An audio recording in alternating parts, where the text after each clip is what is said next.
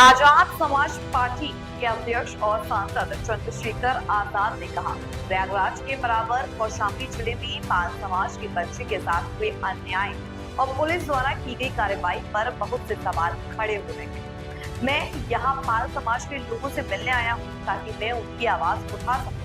मैं यहाँ धरने पर इसलिए बैठा हूँ कि क्या उत्तर प्रदेश में कानून व्यवस्था इतनी कमजोर हो गई है कि एक सांसद अपने परिवार से भी नहीं मिल सकता।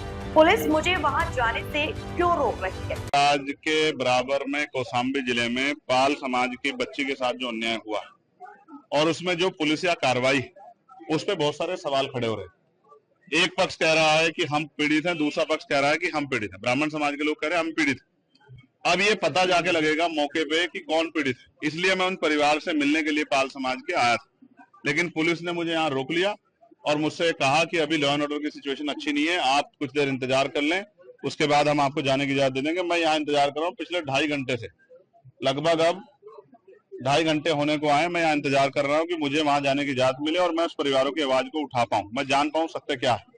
इसी तरह करछना में जो अन्याय हुआ कि एक शेड्यूल कास्ट के व्यक्ति को जला के मार दिया, उस परिवार को न्याय मिले, उस परिवार के साथ जो डर भय का माहौल खत्म हो, उसके लिए मैं यहाँ हूँ। लेकिन अभी तक पुलिस ने कोई ठोस जवाब दिया। मैं कुछ देर और इंतजार करूंगा। अगर पुलिस ने जो वादा किया है कि हम आपको जाने देंगे या परिवार से मिलाएंगे, अगर पुलिस पे खरी उतरती तो फिर मैं कूच करूंगा, कौशाम्बी भी जाऊंगा और करछना थाने वाले परिवार से जाकर उनसे मिलूंगा, उनकी न्याय की लड़ाई को मजबूत करूंगा। आप धरने पे भी बैठे हैं, क्या कारण है? मैं इसीलिए बैठा हूं कि क्या उत्तर प्रदेश में कानून व्यवस्था इतनी कमजोर हो गई है कि एक सांसद अपने परिवार से नहीं मिल सकता है?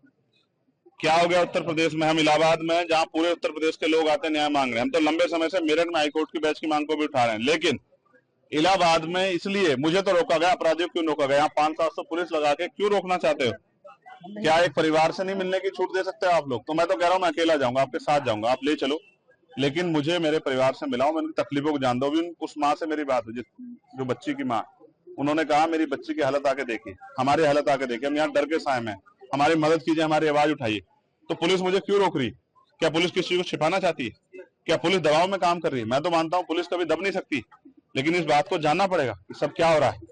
मैं तो पुलिस का सबसे बड़ा ऐतिहासिक सब जगह आवाज उठाता हूँ, पार्लियामेंट में भी आवाज उठाता हूँ, सड़क पर भी उठाता हूँ।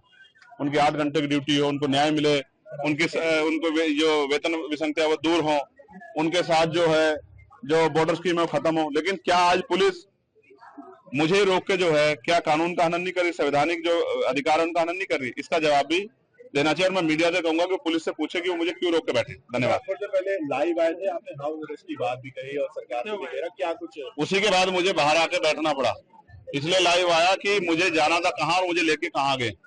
मैं संवैधानिक विचारों का प्रयोग, संवैधानिक विचार पे हूँ, इसलिए पुलिस से बातचीत कर रहा हूँ, वरना मैं लड़के भी जा सकता हूँ, मोटरसाइकिल पे बैठ के भी जा सकता हूँ। पुलिस जानती है जब मैं जाने पाऊंगा चला जाऊंगा, लेकिन मैं संवैधानिक विचार को मानता हूँ, संविधान को मानता हूँ, इसलिए पुलिस से बात कर रहा हूँ कि भाई हमें जाने दिया जाए या उस परिवार को हमसे मिला दे। अगर नहीं जाने दिया जाता तो क्या कुछ कदम उठाया जाए? तो फिर अभी तो इलाहाबाद में आप संदर्भ देख रहे हैं, फिर आप लखनऊ में देखना, विधानसभा का घेराव होगा, मुख्यमंत्री आवास का घेराव होगा, इतने बड़े पैमाने पे होगा कि पूरे प्रदेश से ट्रेन में लोग आएंगे और लखनऊ का चक्का चक्का जाम करेंगे। अच्छा,